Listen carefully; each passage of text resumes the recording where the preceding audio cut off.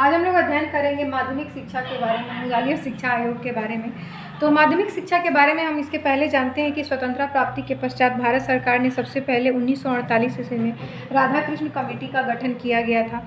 तो राधाकृष्ण जो कमीशन का गठन किया गया था उसने अपनी रिपोर्ट 1949 में प्रस्तुत की थी और उसने पूरी तरह से विश्वविद्यालय शिक्षा पर ध्यान दिया था। यानी 1949 में जो बना था वो पूरी तरह से विश्वविद्यालय शिक्षा पर ओरिएंटेड थी या विश्वविद्यालय शिक्षा पर ऊंचा उठाने के लिए था। बाद में जो है माध्यमिक शिक्षा के स्तर को उठाने के लिए 1949 में ताराचंद समिति का गठन किया गया था। तो ताराचंद समिति ने कुछ अपने सुझाव प्रस्तुत किए गए थे, लेकिन जो ताराचंद समिति में सुझाव प्रस्तुत किए गए थे तो केंद्रीय शिक्षा सलाहकार जो बोर्ड थी इसने ताराचंद समिति का गठन किया और उसने बोला कि जो भी माध्यमिक शिक्षा के सुझाव दिए गए हैं वो पूरी तरीके से संपूर्ण नहीं है, मतलब उसमें पूर्णता की स्थिति नहीं है। तो जो ताराचंद समिति एक्चुअली विश्वविद्यालय शिक्षा के बाद ताराचंद समिति माध्यमिक शिक्षा के लिए आई थी, लेकिन माध्यमिक शिक्षा में क्या था, पूरी तरीके से उस चीज़ की पूरे माध्यमिक शिक्षा पर फोकस नहीं किया गया था और बहुत सारी कमियां उसमें थी। और इसी कमी को दूर करने के लिए केंद्रीय शिक्षा सलाहकार बोर्ड ने उसके प्रस्तावों को बताया कि ये अभी के अनुकूल नहीं है, मतलब माध्यमिक शिक्षा जो ताराचंद समिति में बनाया गया वो देश की स्थिति के अनुकूल नहीं है। तो केंद्रीय शिक्षा सलाहकार बोर्ड ने उनके सुझाव का अध्ययन किया और उसने बोला कि जो भी सुझाव दिए गए हैं वो आधे अधूरे हैं माध्यमिक शिक्षा के बारे में। तो 1951 ईस्वी में 1951 में केंद्रीय सरकार के सामने माध्यमिक शिक्षा आयोग की नियुक्ति का प्रस्ताव रखा गया। मतलब केंद्रीय शिक्षा सलाहकार बोर्ड ने ताराचंद समिति का गठन किया और फिर केंद्रीय सलाहकार बोर्ड ने ही कहा कि भारत सरकार के सामने बोला 1951 ईस्वी में, और उसने बोला कि माध्यमिक शिक्षा आयोग की नियुक्ति का सुझाव रखा। 23 सितंबर 1952 ईस्वी को डॉक्टर लक्ष्मी स्वामी मुदालियर की अध्यक्षता में माध्यमिक शिक्षा आयोग का गठन किया गया था। इस आयोग के अध्यक्ष के नाम पर ही इसका नाम जो होता है मुदालियर आयोग भी कहा जाता है। माध्यमिक शिक्षा आयोग को हम लोग मुदालियर आयोग भी कहते हैं। और इस आयोग के अन्य सदस्यों में doctor KL Shrimali, KG सैयदन, Hansa Mehta, John Christ और कैनथ रस्ट विलियम्स इत्यादि सभी शामिल थे। इस आयोग की शिक्षा का जो मुख्य उद्देश्य हम मान सकते हैं, मतलब कि उद्देश्य क्या था, जो भी अब इसके पहले बताया ना कि उसके पहले जो राधाकृष्ण था विश्वविद्यालय था, ताराचंद समिति है, माध्यमिक शिक्षा है, लेकिन आधा अधूरा था। तो उसी आधे अधूरे को हटाने के लिए इसका गठन किया गया था। तो इसका उद्देश्य क्या था, तत्कालीन माध्यमिक शिक्षा की स्थिति का अध्ययन करना और उसका पुनर्गठन करना, यानी जो भी माध्यमिक शिक्षा की स्थिति थी उसको पूरे तरीके से संगठित करने के लिए किसका गठन किया गया, माध्यमिक शिक्षा आयोग या मुदालियर आयोग का गठन किया गया था। आयोग का कार्य क्षेत्र क्या था, तो माध्यमिक शिक्षा के उद्देश्य हैं, जो एम है, साथ ही साथ जो ऑर्गेनाइजेशन है, जो संगठन है, और जो पाठ्य वस्तु है, जो करिकुलम है, इसके बारे में विचार विमर्श करने के लिए कि जो भी प्रशासन है, संगठन है, उसके लिए सुझाव देना, पाठ्य वस्तु के बारे में सुझाव देना, साथ ही साथ जो पाठ्यक्रम चल रहा है, शिक्षण का स्तर चल रहा है, शिक्षण के स्तर को सुधारने के लिए भी इसमें बात की गई थी। और साथ ही साथ माध्यमिक शिक्षा जो होता है, प्राथमिक और उच्च शिक्षा से इसके संबंध क्या है। जो माध्यमिक शिक्षा है इसका रिलेशन जो होता है प्राथमिक शिक्षा और उच्च शिक्षा से इसके संबंध क्या है और किस तरीके से उसको कोरिलेट किया जाएगा ताकि एजुकेशन जो होता है काफ़ी स्मूथ चले।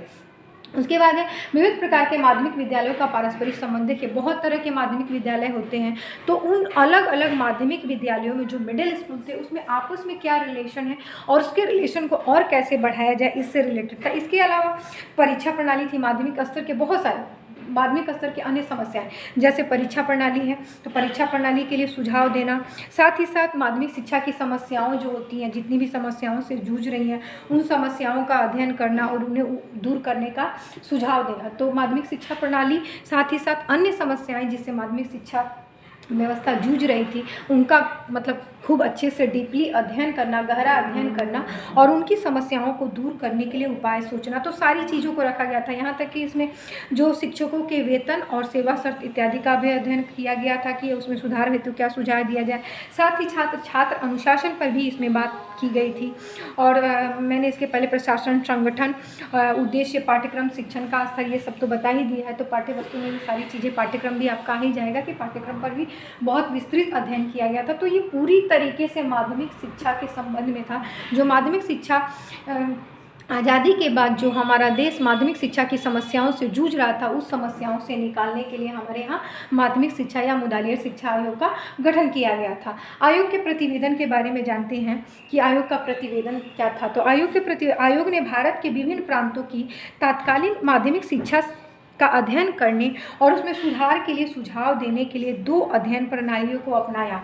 मतलब आयोग जो प्रतिवेदन अपना तैयार किया था कि उस समय की तात्कालीन शिक्षा व्यवस्था जो होती है, तात्कालीन माध्यमिक शिक्षा व्यवस्था जो होती है, उसका अध्ययन करने के लिए और सुझाव देने के लिए दो स्टडी टेक्निक को इन्होंने अपनाया। 2 स्टडी टेक्निक में क्या था, सुधार हेतु 2 टेक्निक अपनाया। पहला प्रश्नावली और दूसरा इन्होंने इंटरव्यू मेथड को अपनाया। उसने माध्यमिक शिक्षा के विभिन्न पहलुओं से संबंधित एक विस्तृत प्रश्नावली तैयार की। मतलब माध्यमिक शिक्षा से संबंधित जितनी भी समस्याएं थी उससे एक विस्तृत प्रश्नावली तैयार की, यानी क्वेश्चन तैयार किया, और उसके प्रतियों को देश के विभिन्न भागों के माध्यमिक शिक्षकों और प्रधानाचार्यों और उच्च शिक्षा शिक्षकों एवं शिक्षाविद के पास भेजा।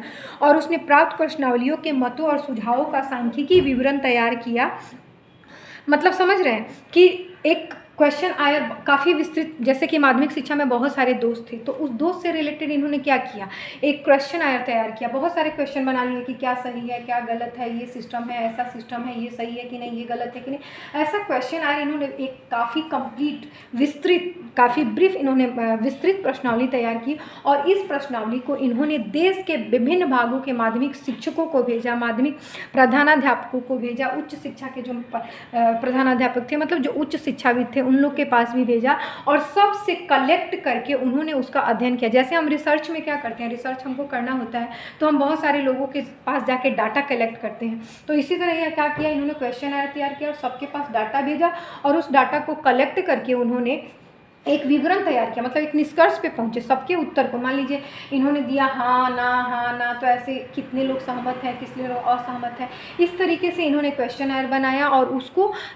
सेलेक्ट किया कि किस किस चीज़ में असंतुष्टि की स्थिति है, उसको इन्होंने विवरण रखा।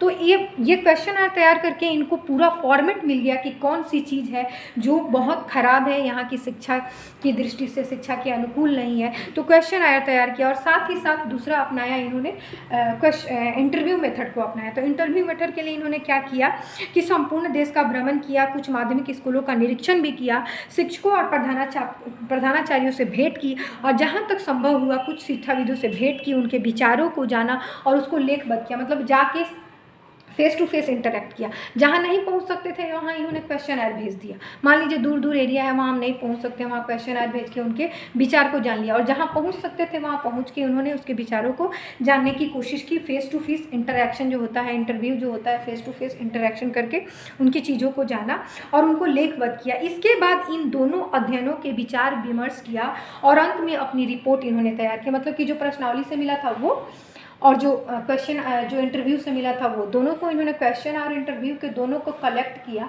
और दोनों के आधार पर इन्होंने अपनी रिपोर्ट प्रस्तुत की। जो प्रतिवेदन इन्होंने मिला, तो इस प्रतिवेदन के आधार पर इन्होंने अपनी रिपोर्ट 29 अगस्त 1953 ईस्वी को 1953 में इन्होंने जो 244 पेजों का 244 पेज का था, पृष्ठों का एक बड़ा दस्तावेज है जिसमें माध्यमिक शिक्षा के समस्त पहलुओं पर 14 टॉपिक पर बात की गई थी। तो इन्होंने अपना रिपोर्ट कब प्रस्तुत किया गया, 29 अगस्त 1953 ईस्वी को 244 पेजों का था और प्रकरण इसमें कितने थे, तो प्रकरण इसमें 14 थे। तो इन्होंने अपना रिपोर्ट प्रस्तुत किया कहाँ, सरकार के पास।